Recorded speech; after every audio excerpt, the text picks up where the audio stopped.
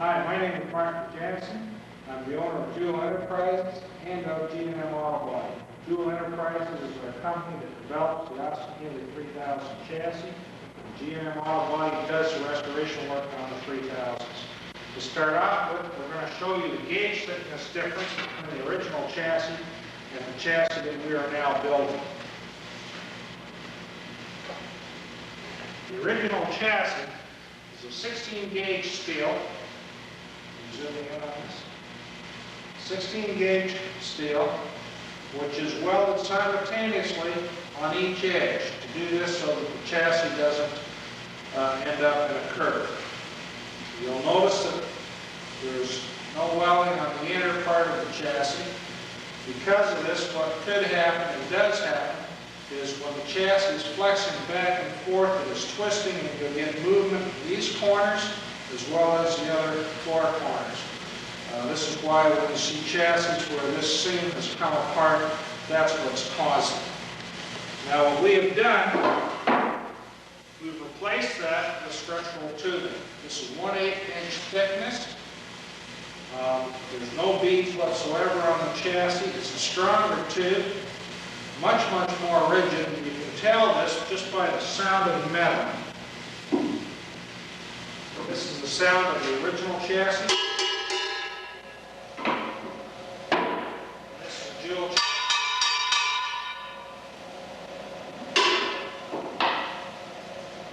Now going over the chassis, some of the things that we've done to it is we've strengthened the front towers.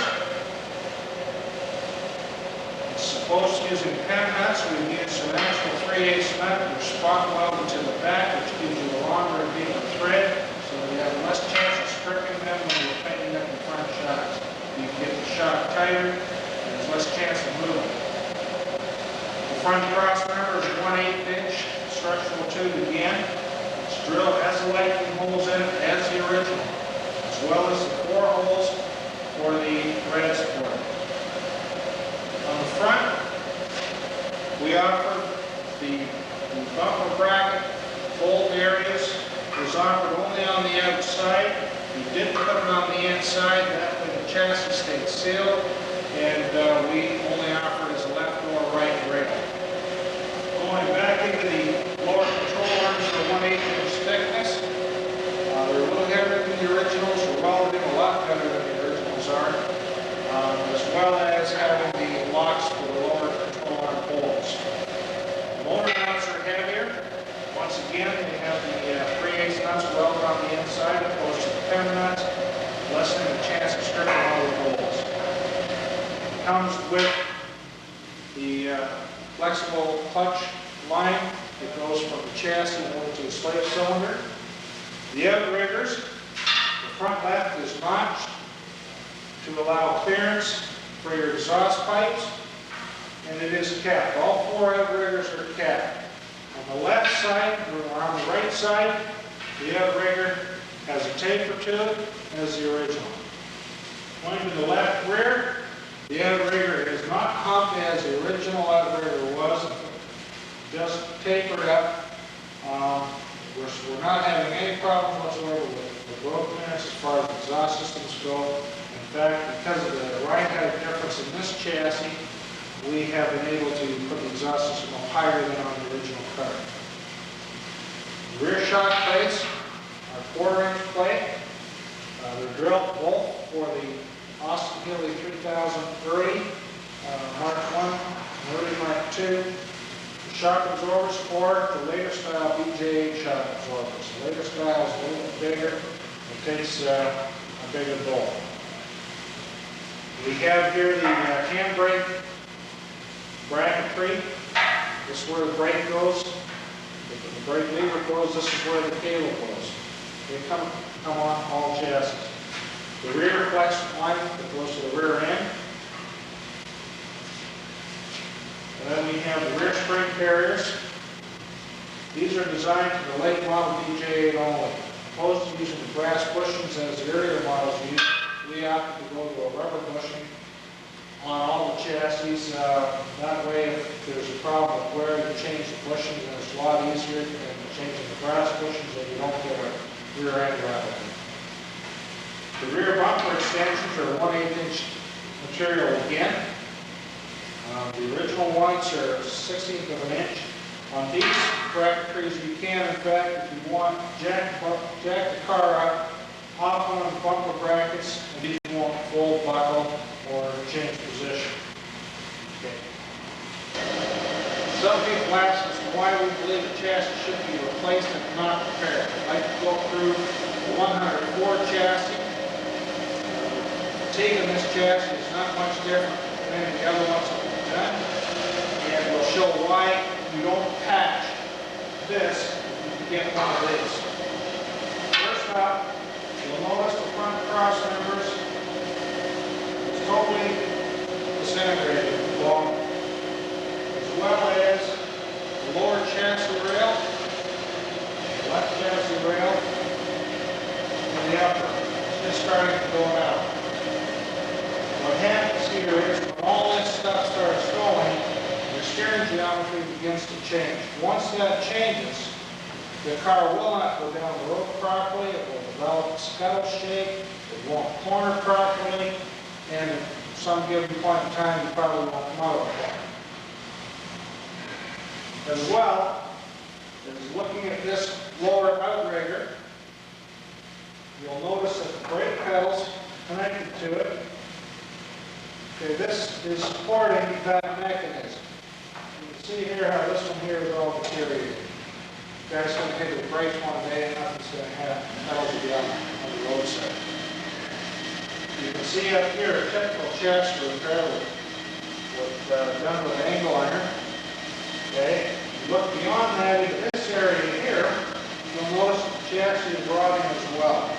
Anytime these repairs are done, they're always done to the outside, the bottom side, or the inside of the rail. Very seldom will a restoration shop or a home builder repair the upper half of the chassis. To do that properly, you have to remove the bolsters, which nobody wants to do. As we get in further to it, to show the fatigue and the stress that the car has been going through, you can see how the transmission mount is bent and cracked. What happens here is the engine mounts begin to take and support the car because the chassis is no longer doing what it was designed to do. The problems with that is that when you go to disengage the clutch, or if you add additional people in the car is just not going to work right. Okay, hold it. Now we're going to go to the back of the riggers. Here we can see how someone's tried to do the repair by adding this additional piece of metal in. It looks like an old piece of car spring. This here is the outrigger. It's supposed to go down here, across there, straight across. There's a 45-degree gusset that goes into there, and then back up. And it's a lot narrower than this one here is. This is actually very poor repair. As well as you can see along the back, where the rear springs are attached, the lower part of that cross member is all decayed, as well as the very rear of the chassis where the gusset goes. None of this here is supported properly. Fellows who put any horsepower into this car, you'd lose a fair percentage of it just through the rear axle. The idea of an automobile is to produce horsepower, transmit it to a transmission, deliver it to a rear end, and move.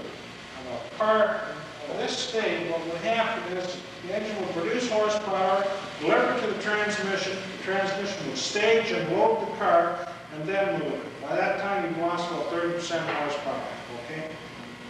What I'd like to talk about now we're going to show you some areas of loss and healings that can go over us. We'll start off at the back of the chassis, where the rear cross member is. You can see at the top there, this whole corner is rotted. Just above that. Another common area that the chassis decays at is in the rear part of the rail. You can see here at the back, when it goes into the rear member, how it's all decayed. Because of that, this here gusseting really isn't doing much good. As we move up the chassis, you can see how The rail is beginning to rot there. If I was to take this member, I don't know if you can zoom in on that or not, but you can see how the chassis is starting to fatigue from here to well will be, as well as up there. The next common area of these chassis fatigue at is the rear shock mount.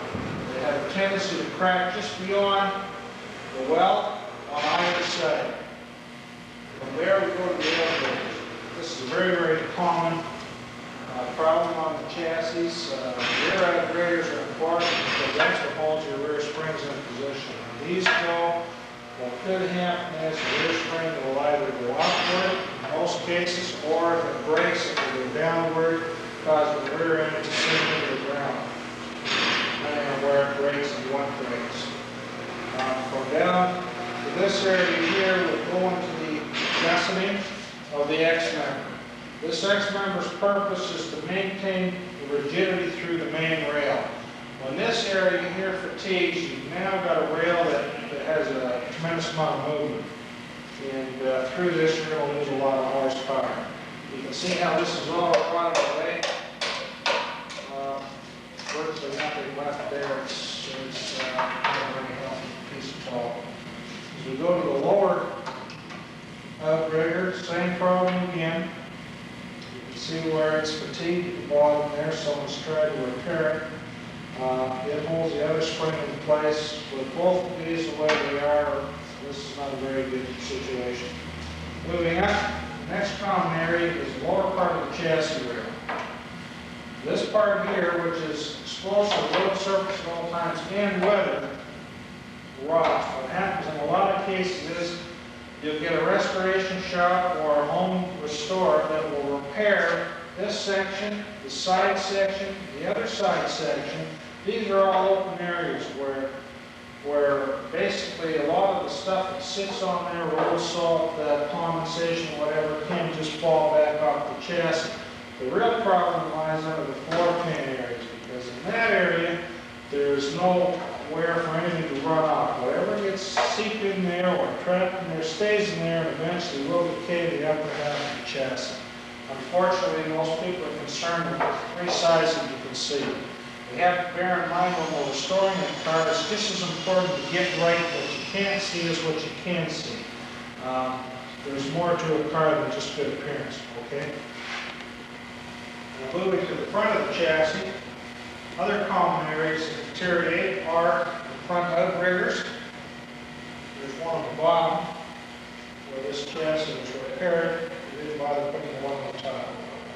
The inner rocker sill, which runs from the rear outrigger all the way across and ties into the front wheel well area. Very common. They deteriorate. Moving on, we'll see down here another type of fatigue is, if you notice, look at this chassis rail across the bottom, it has an S or a weaving effect to it.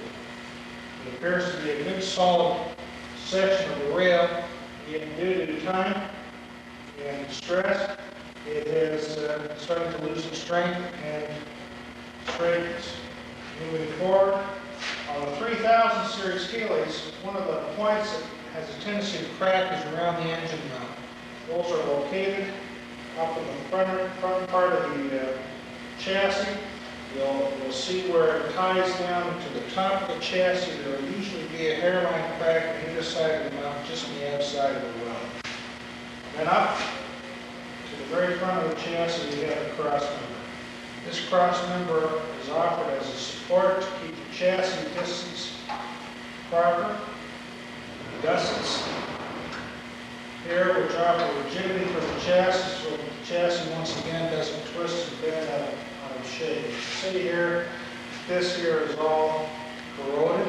A lot of restoration shops do. So either cut it out. The home restorers usually get a piece of U-channel made, and they slip it over top of that and tack it in at the top. They don't put it into any account that because of this deterioration, these lower control arm points have changed, as well as this here spring tower. It has probably moved inward. Okay, the reason for that is This not only holds the chassis together in a straight line this way, but also holds the chassis rail from twisting. And once this here is fatigued, this area here twists and your wheel alignment is out. Some of the things that you'll notice when you're driving a car with this type of fatigue is that there'll be skull shake to it, the car will wander, it'll be hard steering into a corner and harder coming back in. These sort of situations, even after they're repaired, this chassis will still not be a very good unit. The reason being is you've got too much repair up to the front here. This section of the chassis is not straight. This section has already been repaired. It's already showed deterioration through there. The X-member has lost its rigidity. The rear spring carriers have been fatigued to such an extent that all this here would have to be cut back out. Once you do that, you'll find that the area behind this outrigger, this section in here, this outrigger was removed, will all be rotted. There's just no strength left. Moving to the back, you've still got to deal with this area here, so the proper way to do that would be to replace that whole section to tie into, once again, nothing. This chassis should be replaced. This is a prime example of why you don't repair chassis. Okay. Now we're going to try and show you here is a car that we did. It has a new chassis installed in it. The reasons for this were that the car was hit in the driver's door and left front fender area, as well as the door gap here had continuously cut closing up on the fellow. What we've done is we've re-chassis the car. I'd like to point out that this car was assembled on a set of sawhorses with the engine and transmission and rear end in it. Some builders will tell you that all this stuff has to be in, and then you'll get other builders that will tell you that they put anywhere from 300 to 500 pounds of sand in the car to accommodate passenger weight and driver weight. That's all fine and dandy, but they don't incorporate road surface or engine torque. Quite frankly, if you're going to build a car that way, then you should go and do something else. Here's an example of how the car should close. You'll notice the rear wheels are off the ground. The door opens fine. And it closes fine. There's no bind, there's no overlap. We can do the same with the other side.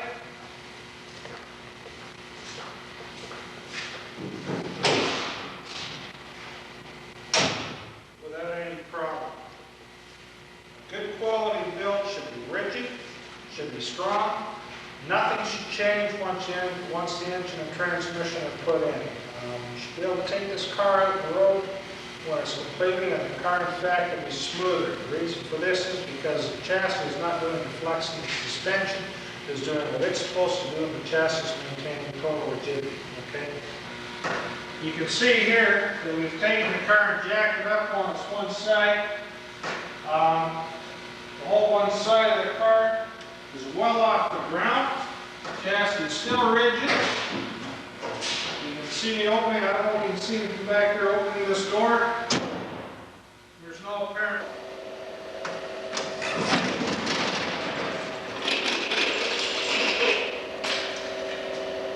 Once again, just with a little bit of abuse, there's still no problem. Okay. Substructure and chassis assembly for an Austin Healey 3000. We have done minor repairs to the inner wings and to the inner wheel arch areas. The repairs were new floor pans, new inner rockers,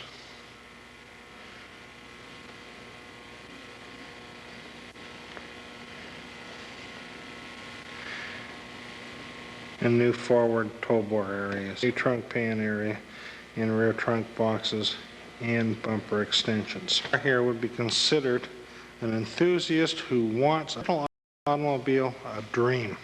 This would be the so-called ideal restoration project. Or is it really?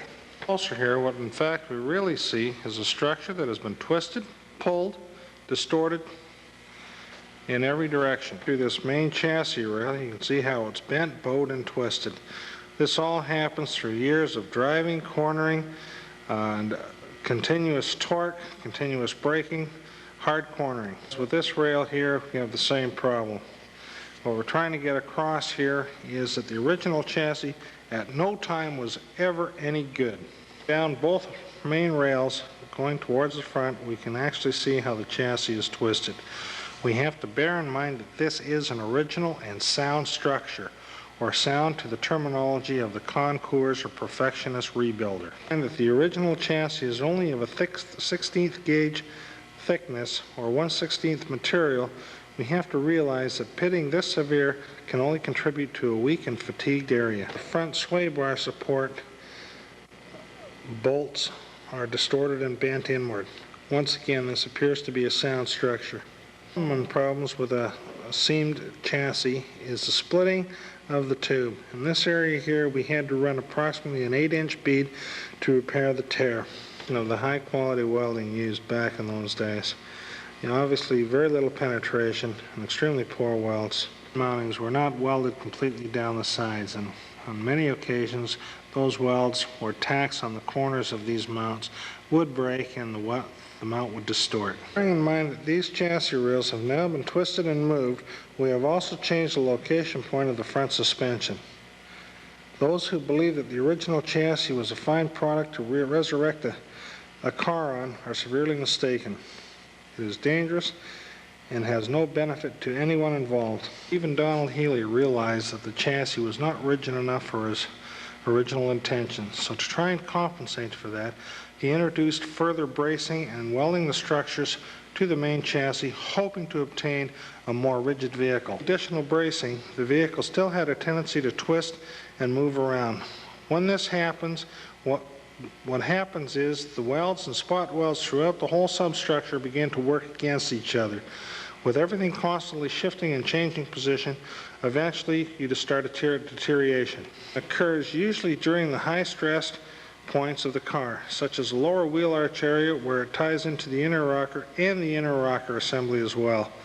As well, you will find deterioration along the inner wheel arch towards the rear seat pan area, once again to try and enhance more rigidity into the substructure. The rear section of the car, more boxing, more strengthening and securing the rear bulkhead assembly. In a hope and effort of doing this, Donald Healey tried to remove as much of the chassis flex as possible.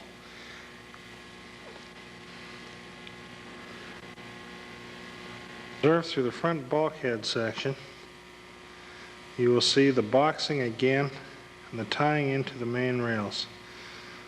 The whole substructure continuously ties into these rails, trying to produce more and more rigidity. But due to the light weight of the main chassis rails, it could not be totally obtained. In position here, we can see the front toe box areas. Once again, all designed to introduce more rigidity. We have to bear in mind that the original sheet metal that was available to the English at the time was 16 gauge steel or lighter, and everything had to be pressed and formed. I believe that Donald Healey knew that in fact he did not achieve what he initially desired, which was a totally rigid automobile. And by compensating and losing some of the rigidity, he jeopardized all location points in the steering geometry and the overall handling of the vehicle. I believe that if you're going to do an Austin Healey sports car, I believe that you should tend to the major problems first. The original chassis for the Healey was of good design, but made out of poor material. It was too lightweight, defeating the purpose of its design and its intention. To the person who wants to build a concours or so-called award-winning automobile, I believe that this chassis here would be accepted by these select few. But for the person who believes that and feels entitled to the total enjoyment of the automobile, this is not the way to go.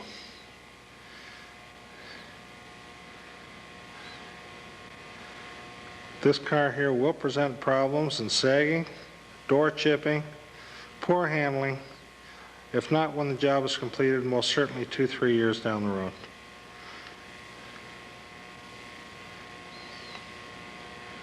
I am not against anyone building a car in a structure like this. It's just that I refuse to do that. These structures don't work. They didn't work 30 years ago, and they even work that much less today.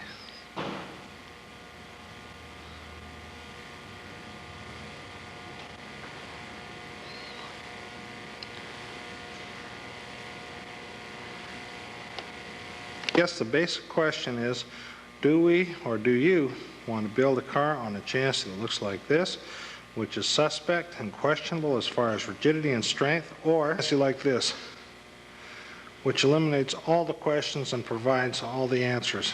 Perfect rigidity, perfect front end alignment, and a restoration worthy of the investment. It is perfectly straight and as sound as every dollar you invest.